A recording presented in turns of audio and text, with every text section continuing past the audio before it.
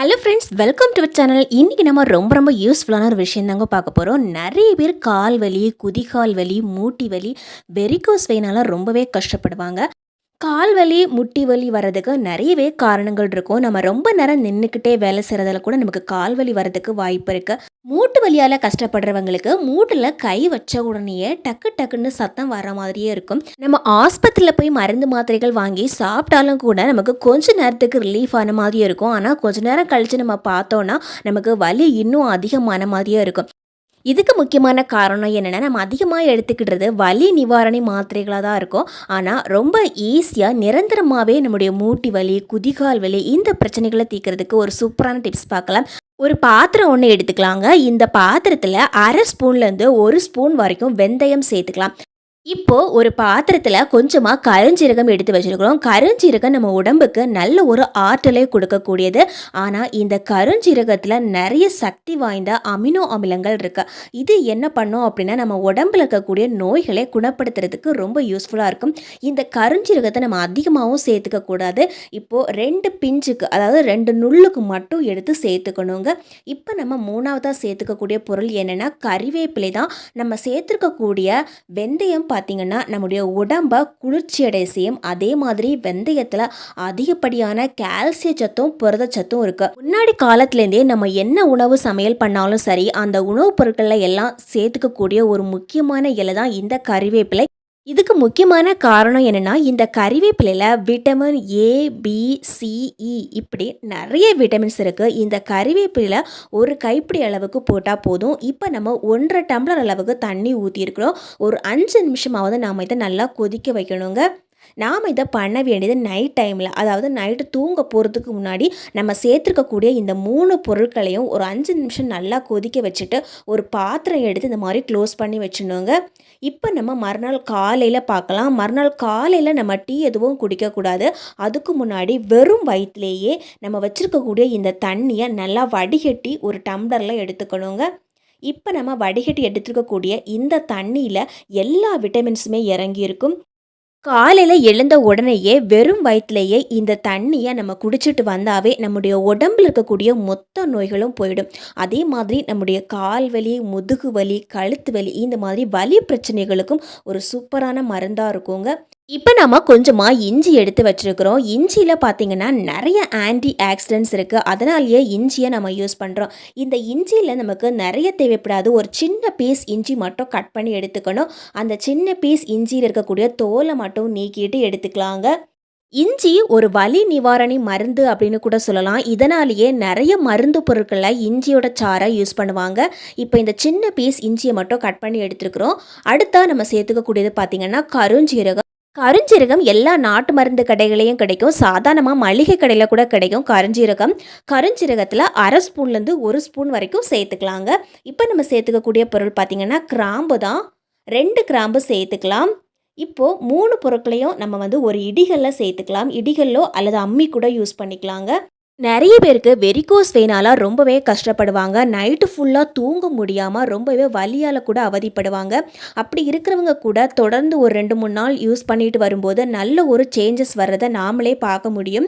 இப்போது இந்த இடிகளை வச்சு 2-3 முறை நல்லா தட்டி எடுத்துக்கலாம். நல்லா கொரகொரப்பு தன்மையோடு தட்டி எடுத்து வச்சுக்கணும். இப்போ நம்ம சேர்த்துக்கக்கூடிய பொருள் என்னென்னா நல்லெண்ணெய் தான். ஒரு பாத்திரத்தில் 1 கரண்டி அளவுக்கு நல்லெண்ணெய் எடுத்து வச்சுக்கிறோங்க. இது கூடவே நம்ம முக்கியமான ஒரு பொருள் சேர்த்துக்கணும். அது என்னென்னா கடுகு எண்ணெய் தான். கடுகு எண்ணெயில் ஒரு சின்ன மூடி அளவுக்கு சேர்த்தா போதும். இப்போ நம்ம ஏற்கனவே இடித்து வச்சுக்கக்கூடிய இந்த பொருட்களை இதில் போடணுங்க. அடுத்தா பார்த்திங்கன்னா நம்ம முக்கியமாக சேர்த்துக்கக்கூடியது ஒரு வலி நிவாரணி மருந்து அப்படின்னு சொல்லலாம். இதை நிறைய இடங்கள்லாம் மருத்துவ ரீதியாகவே யூஸ் பண்ணுவாங்க. அது என்னென்னா சிரட்டை தான். ஒரு முழு சிரட்டையில் நம்ம கொஞ்சமாக உடச்சி எடுத்துகிட்டு ஒரு 3 சின்ன பீஸ் மட்டும் போட்டால் போதும். கொஞ்சம் நிறைய எண்ணெய் காய்ச்சுறீங்க அப்படின்னா ஒரு சிரட்டை அளவுக்கு கூட சேர்த்துக்கலாம். நான் இன்றைக்கி கொஞ்சமாக எண்ணெய் காய்ச்சறதால சின்ன பீஸாக பார்த்து சேர்த்துக்கிட்டேன். இப்போ ஒரு முறை நல்லா கிளறி விட்டுக்கலாங்க.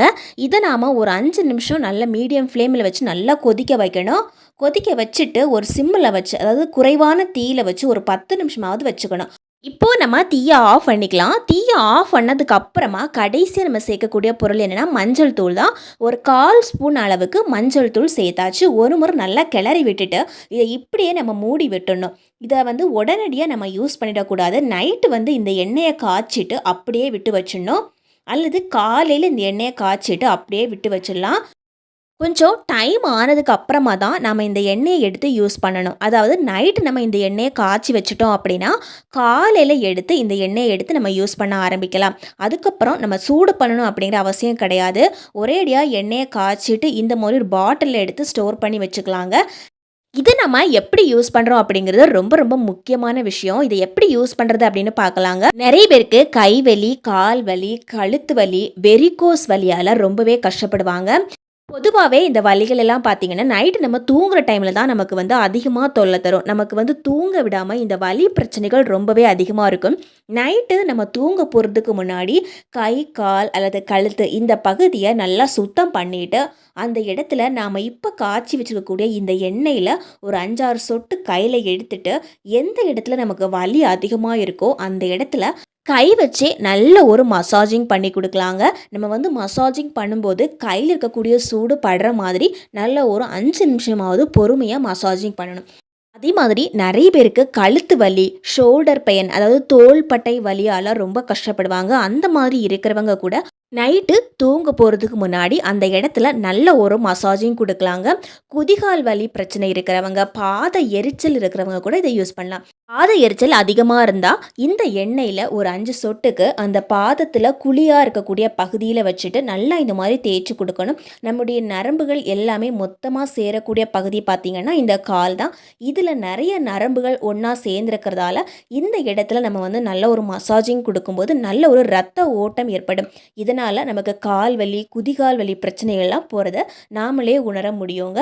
கால் இருக்கக்கூடிய கணுக்கால் அப்படிங்கிற அந்த பகுதியிலையும் நம்ம நல்லா மசாஜிங் பண்ணி கொடுக்கணும். அப்போ தான் நமக்கு இந்த குதிகால் வலி, மூட்டு வலி பிரச்சனையெல்லாம் சீக்கிரமாகவே போயிடும். இப்போ நம்ம ஒரு பெரிய ஒரு பரந்த பாத்திரம் ஒன்று எடுத்துக்கலாம். இந்த பாத்திரத்தில் பாதி அளவுக்கு பச்சை தண்ணி ஊற்றிருக்கிறோம். அதே மாதிரி கொஞ்சமாக சுடு தண்ணியும் நம்ம சேர்த்துக்கணும். இந்த தண்ணி நமக்கு கொஞ்சம் ஓரளவுக்கு வெதவெதப்பு தன்மையோடு இருக்கணும். இப்போ நம்ம கொஞ்சமாக பேக்கிங் சோடா சேர்த்துக்கலாம். அதாவது நம்ம சமையலுக்கு ஆப்பத்துக்கெல்லாம் போடுவோம் இல்லைங்களா, அந்த ஆப்ப சோடாவில் 1/2 ஸ்பூனுக்கு சேர்த்தாச்சு. ஏற்கனவே நம்ம காய்ச்சி வச்சுருந்த எண்ணெயில் 1/2 ஸ்பூனுக்கு ஊற்றிக்கலாங்க. ஊற்றிட்டு ஒரு தடவை நல்லா மிக்ஸ் பண்ணி விடணும். வச்சுருக்கக்கூடிய இந்த தண்ணி ரொம்ப சில்லுன்னு இருக்காமல் கொஞ்சம் சூடாக இருக்கணுங்க.